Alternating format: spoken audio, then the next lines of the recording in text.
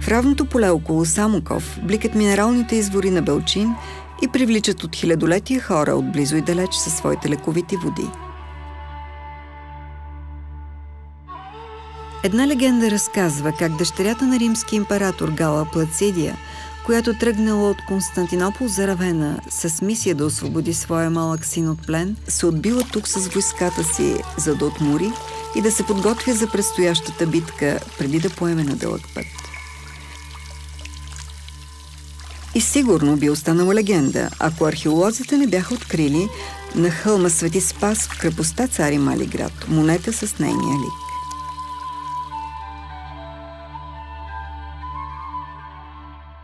Само 3 години след като чухме тази легенда, по време на нашите разкопки, ние попаднахме на такава монета. Аз лично за Гала Плацидия не знаех нищо. Не бях срещал дори нейното име. Като се порових в литературата, наистина се оказа, че Гала Плацидия е една знаменателна жена, една ревностна раннохристиянка. Раннохристиянското присъствие е датирано с откриването на основите на църква от IV век, върху която е построена късноантична базилика от VI век. Само няколко години след Миланския едикт на този хълм вече има храм. По-късно очевидно се превръща в един вече по-значим духовен център, защото в базиликата, която е построена върху нея, има изграден баптистерий. Очевидно тук е служил епископ, който покръства местното тракийско население в християнство.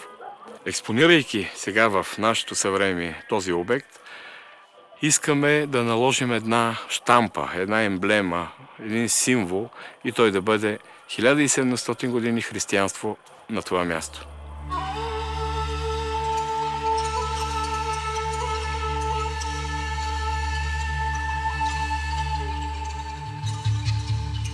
Предполага се, че възстановената църква, Възнесение Христово, е била въздигната през 15 век от презвитера Йоан, когато от тук минава шествието с мощите на Иван Рилски. Крепостта Цари Малиград се намира на изключително сакрално място. Траките са го открили, после римляните са го възприели от траките.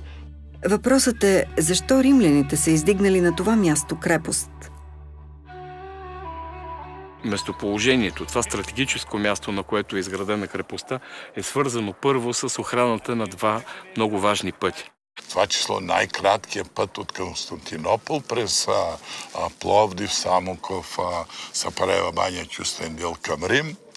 Сега този път се казва Г8. Другата причина, по-съществената обаче, е железодобива. Мястото на тая крепост е точно това – да охранява тези рудници, които са разположени между 4 планини, на които се намира платото. Това е едно динамично, бурно време на размествания на всякакви етноси. От север нахлуват всякакви племена. Хуни, готи, авари, алани, всичко се стича от север. Драматичните събития тук са осезаеми. Крепостта преживява няколко разрушения. Първото е след мощно хунско нашествие, датирано от времето на Атила. Следва период от 60 години, през които тя не е обитавана. Нейното възобновяване започва при управлението на Юстиниан, когато се изграждат отново стените на крепостта и двете кули.